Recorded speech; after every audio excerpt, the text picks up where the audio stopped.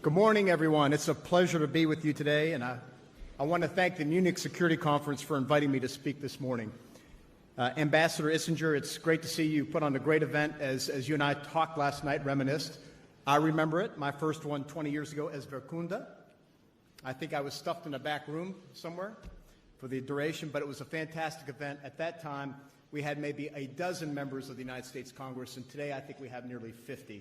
And I think it's a great demonstration of the bipartisanship in the United States Congress and the interest they have in important matters of foreign policy.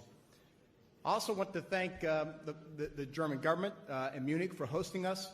As some of you may know, I was a young Army officer many years ago assigned to Italy. My unit, airborne unit, used to come frequently to Germany and train in Hohenfels and Grafenfehr and Wilflicken and Wilsik. I got to know the German people well. And I used to bring my family here, and my young son, who was also born in Europe, we used to bring him up, and he used to run around the square, the plaza, beneath the Glockenspiel and chase the birds. So it's always great to come back to this wonderful city and to see the wonderful people that are here. So I'd like to speak to you today about the #1 priority of the United States Department of Defense, implementing the National Defense Strategy. The NDS states that we are now in an era of great power competition, with our principal challengers being China, then Russia, and that we must shift our focus away from low-intensity conflict and prepare once again for high-intensity warfare. At the same time, it recognizes that our second-tier priorities are rogue states such as North Korea and Iran. And finally, dealing with violent extremist organizations will likely be an enduring threat for years to come. Being in Europe, I know that there has been much discussion about the challenges from Russia. So this morning, I want to focus on the Pentagon's top concern, the People's Republic of China. Next year will mark the 20th anniversary of a decision that fundamentally altered the course of international affairs, China's admission into the World Trade Organization. I was working in the United States Senate at the time, and two competing arguments over China's membership dominated the public debate. The prevailing notion of the day was that if we allowed the PRC into the WTO and other multilateral institutions, China would continue on its path of economic reform and eventually become a market-oriented trading partner.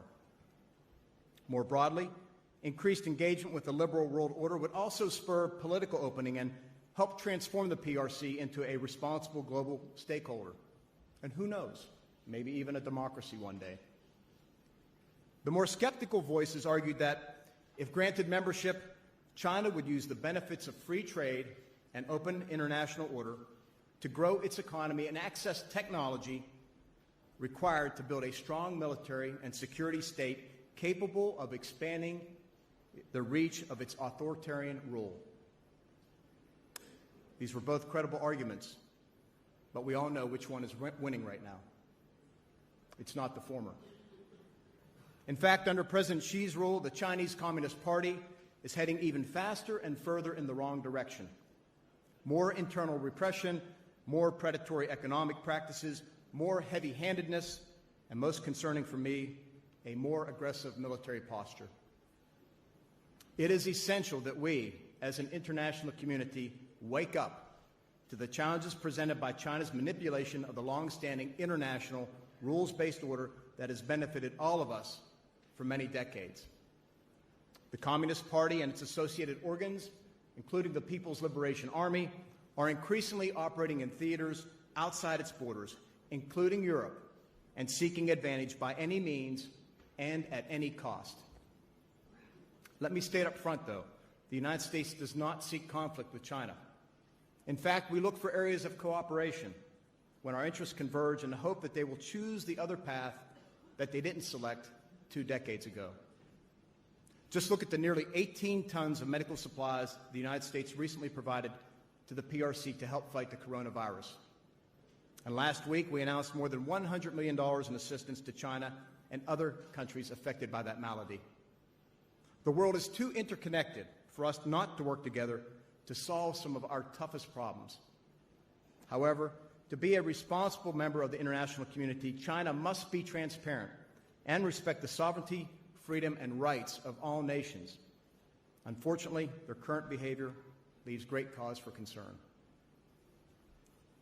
The United States National Defense Strategy recognizes this critical challenge as we adapt and prepare our forces to deal with China in this new era of great power competition.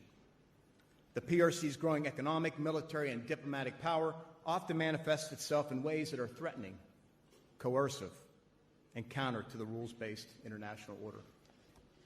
Over time, we have watched them seize and militarize islands in the South China Sea and rapidly modernize their armed forces while seeking to use emerging technologies to alter the landscape of power and reshape the world in their favor, and often at the expense of others. I continue to stress to my friends in Europe, just as I did this past week at the NATO Defense Ministerials Conference in Brussels, that America's concerns about Beijing's commercial and military expansion should be their concerns as well. This September will mark the 75th commemoration of the end of World War II and the birth of the international rules-based order that has supported security and prosperity around the globe. The United States, our NATO allies, and partners across the Indo-Pacific have sacrificed blood and treasure over the decades to protect and preserve it. Yet the PRC seeks to undermine and subvert this system, the same one that allowed them to rise and become what they are today. As we speak, Communist China is exerting financial and political pressure publicly and privately on many Indo-Pacific and European nations, large and small, while pursuing new strategic relationships worldwide. In fact, the smaller the country, the heavier the hand of Beijing. Through its Belt and Road Initiative, for example, the PRC is leveraging its overseas investments to force other nations into suboptimal security decisions.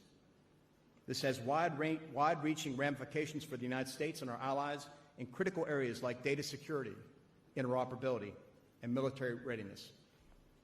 While we often doubt the transparency and forthrightness of Beijing, when it comes to their security aims, we should take the Chinese government at their word.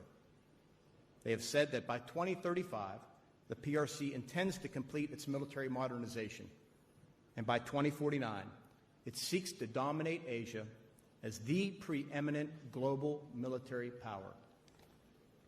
Furthermore, the global community should be deeply concerned about the party's use of artificial intelligence and other technologies to surveil and repress Muslim minorities, journalists, pro-democracy protesters, and others. To make matters worse, the government is now exporting those tools worldwide in a manner that could bolster other authoritarian regimes. China's rapid ascent has stirred much debate over the primacy of the United States and the West in the 21st century. I understand this topic is part of this year's Munich Security Conference report. China's growth over the years has been remarkable, but in many ways it is fueled by theft and coercion and exploitation of free market economies, private companies, and colleges and universities.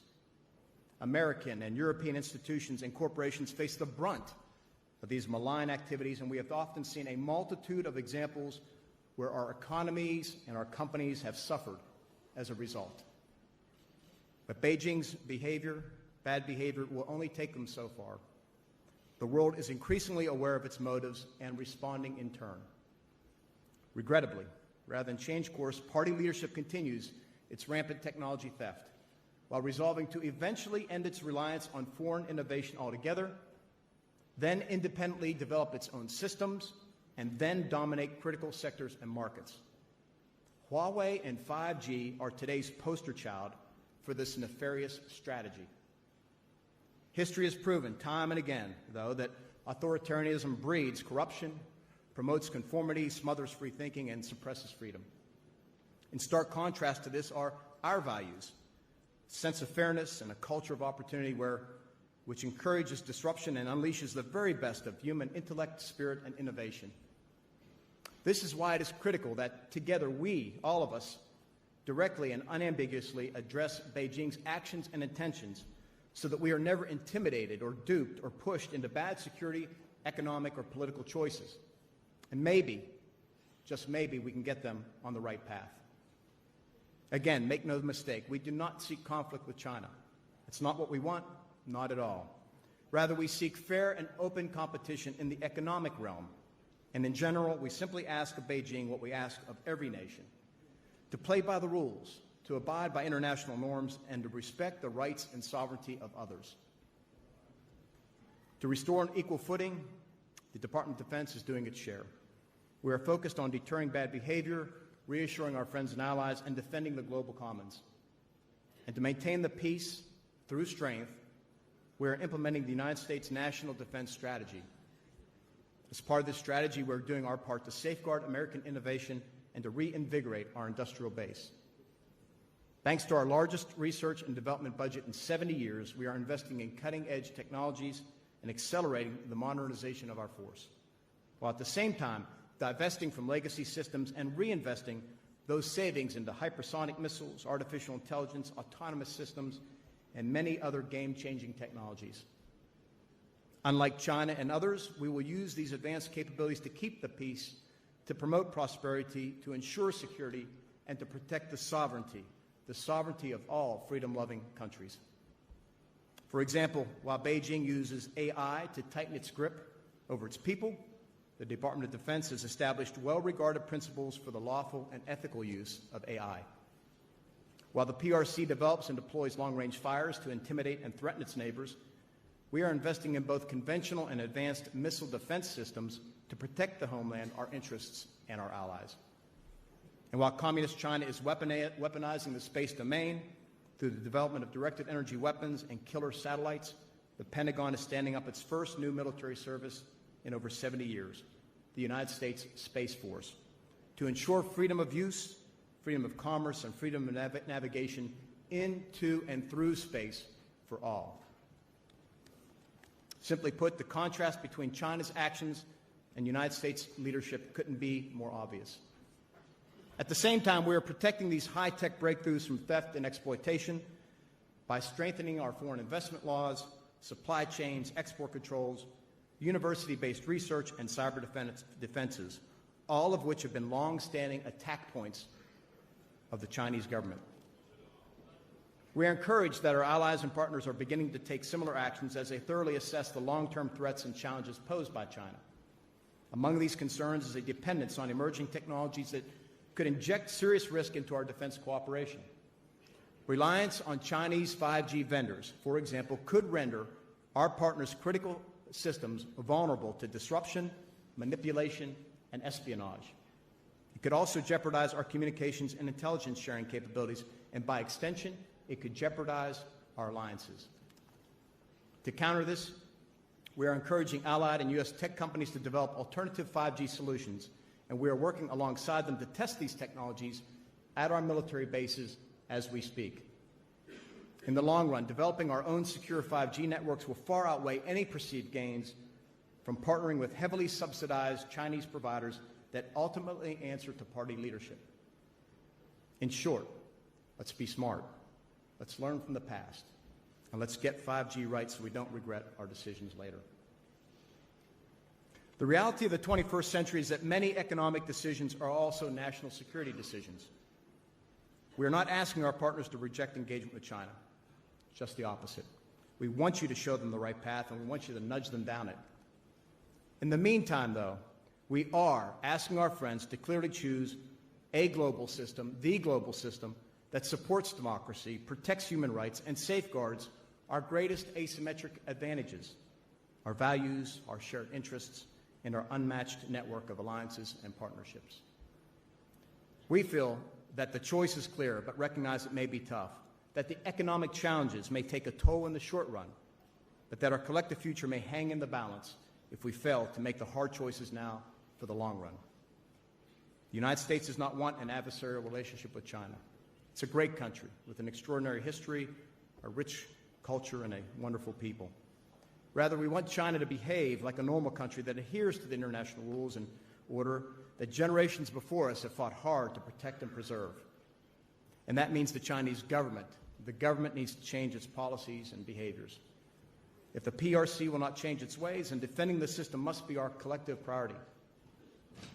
We can only do this by making greater investments in our common defense, by making the hard economic and commercial choices needed to prioritize our shared security. and by working together to maintain a ready and capable alliance network that is prepared to deter any threat, to defend any ally, and to defeat any foe. Thank you for your time, and I look forward to our questions.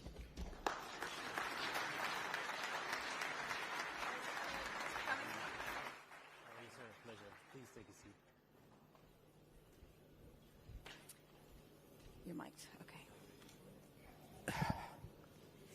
Thank you, everyone. Unfortunately, once again, we are running out of time for questions, but I shan't let the opportunity go by to fall back on my NATO beat. Mr. Secretary, you were just here in Brussels with us. And I would like to know if we have any more details now about the reduction of violence. When is this period going to start? Do we have any more precision on that? And also, what is the U.S. government doing to bring in the Afghan government on this? I had heard there may be even some meetings between U.S. government officials and President Ghani here at this meeting, and also on Iraq. You are asking NATO allies to do more with the coalition, to take over some tasks being filled by the U.S. right now, so that may free you up for other jobs. How have the NATO allies responded? What exactly are you asking them to do? How is that going? Well, let's start with Afghanistan. Thank you. So we have on the table right now a reduction in violence proposal that was negotiated between our ambassador and the Taliban. It looks very promising. We have now been for a few days now in the process of consulting, first with our Congress. I've had many conversations. And then secondly, concurrently, with our NATO allies in Brussels. We had 2 good days of consultation, well led by Secretary General Stoltenberg, who, by the way, is doing an exceptional job. I think there's general agreement, it's my view as well, that we have to give peace a chance, that the best, if not only way forward in Afghanistan is through a political agreement. And that means taking some risk.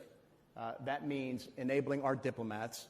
And that means working together with our partners and allies on the ground to effect such a thing. Now, yesterday, Secretary Pompeo and I met with President Ghani. We had at least an hour-long discussion with him. I think he is fully on board. He wants to lead his part of the process, which, if we get to that, would be a peace deal that would involve very soon afterward an inter-Afghan negotiation.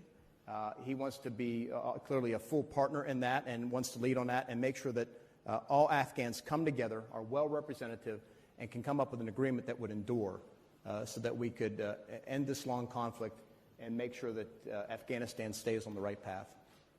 And on Iraq and the coalition? Do you know more details on what tasks NATO allies may be willing to take over? So we had a good discussion also with our NATO partners. As you know, the proposal on the table that was agreed to in principle, that NATO would pick up more of a mandate, would be willing to put additional forces into Iraq as part of our NATO mission Iraq. That would allow NATO to pick up more slack, if you will, and to address that mission in a way that we continue the 2 most important things we're trying to do in Iraq as a coalition and as an alliance. First, continue the enduring defeat of ISIS. And by the way, yesterday, I and the German defense minister hosted 82 countries, organizations.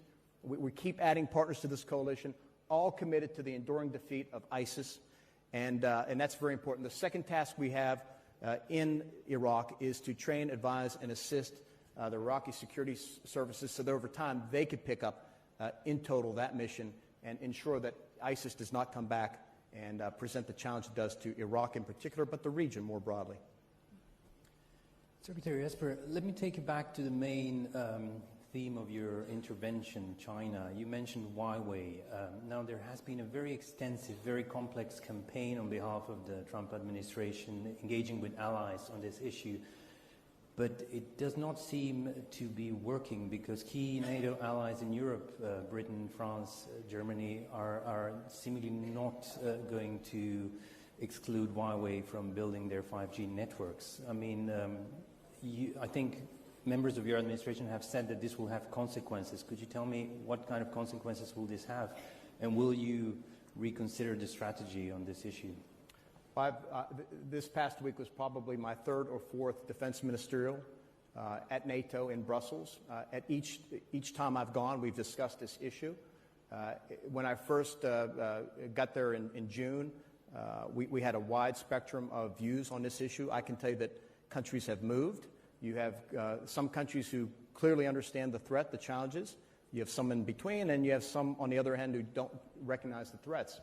I think that if you look around the globe, the United States clearly understands at this point in time. I think it's a shared bipartisan view in Washington of the threats and challenges posed by China in general and Huawei in particular. It took us some years to get to that understanding, and I think Europe is a little bit behind us. And I think over time, as we are able to share information and intelligence and work with one another, we will get there. The consequences are this, and I've made them clear in my remarks. If we don't understand the threat and we don't do something about it, at the end of the day, it could compromise what is the most successful military alliance in history, NATO, something that we are deeply invested in, something that I, as a young soldier, served in here in Europe as an officer, and we can't lose that. We can't lose that ability to share information, to exchange intelligence, to discuss operational plans, because we fear that our networks are compromised. That is the consequence we face, at least the foremost one for me as Secretary of Defense, as we look at this growing challenge. But Secretary, even Britain, member of the Five Eyes, they have a very sophisticated capability to detect threats like that. They've decided to go ahead with it. So, I mean, what specifically do you think will be the consequences of this? Will we stop sharing intel with the British, or will Huawei just build the networks in Europe and that's? Well, we have to take a look at these each country's approaches and thinking one step at a time. I've yet been able to digest what the UK has proposed, and there's just because you want to take one step forward doesn't mean you can't take two steps backward. We have to work with them and understand. And of course, at the end of the day, we're going to have to assess what the threat is to our networks and to our ability to exchange information, and we want to continue that dialogue. Like I said, one of the challenges when you have a heavily subsidized company, Huawei, that is answers to the Chinese government and that can use those subsidies to offer good technology at a very low price. That's very seductive. They can draw you in. That's the way a company gets market share. But you have to think about the long-term consequences, and that's what we're most concerned about, and that's what we keep talking to our partners around the world, whether it's Europe, Asia, you name it. This challenge is out there, and different countries have taken different stances on this, and I've had many private conversations where you'll hear that there's this competition within a government is happening. Some folks that very clearly see the threat, the challenge, and others don't because of what's economically on the table. We have, excuse me, we have about 5 minutes. I'm going to ask one more question and then also take one from the audience. So please, whoever wants to ask a question, get ready to hop up. Secretary Esper, I asked this also of the Secretary General. Are you concerned that if things move ahead in Afghanistan and you are able to draw down troops, that you will not have full visibility out in the provinces, that you won't actually know if the Taliban is adhering to the deal because you don't have boots on the ground anymore, and you've also got ISIS there now. So how can you feel confident? How can you feel confident that you can pull back? Well, I think if you should get to that point. I think Secretary General Stoltenberg made the same point. Nobody's right now calling for the complete removal of U.S. and coalition forces.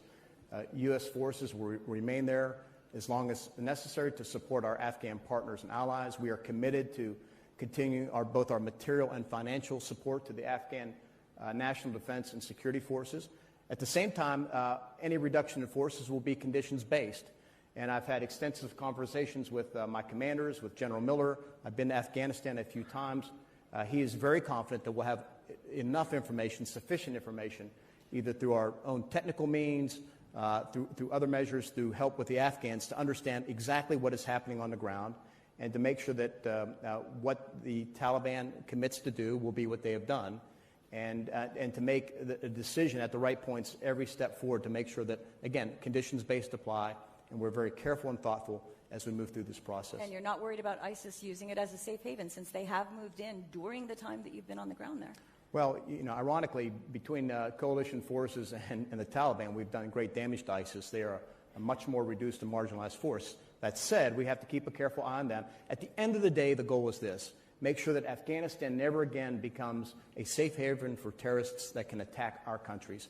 That's our commitment. That's our goal. Whether it's Al-Qaeda or ISIS or somebody else, we are committed to doing that. Got it. Thomas Ilves.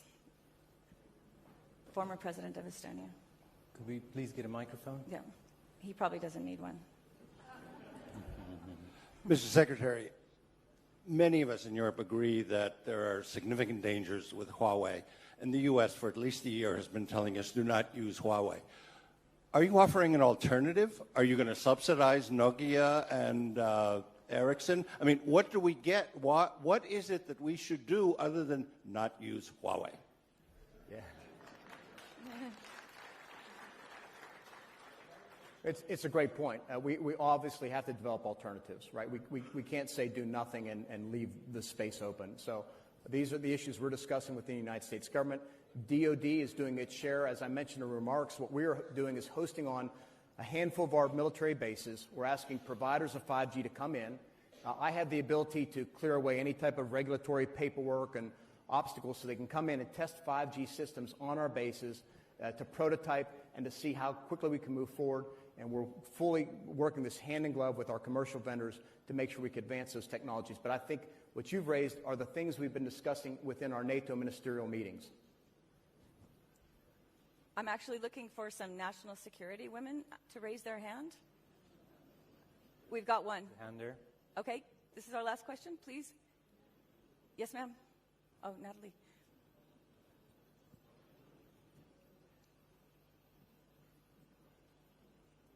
Many thanks. Natalie Tocci from the Institute for International Affairs. Coming back to Asia and China, beyond transatlantic dialogue, what would you like to see NATO do more in Asia and vis-à-vis China?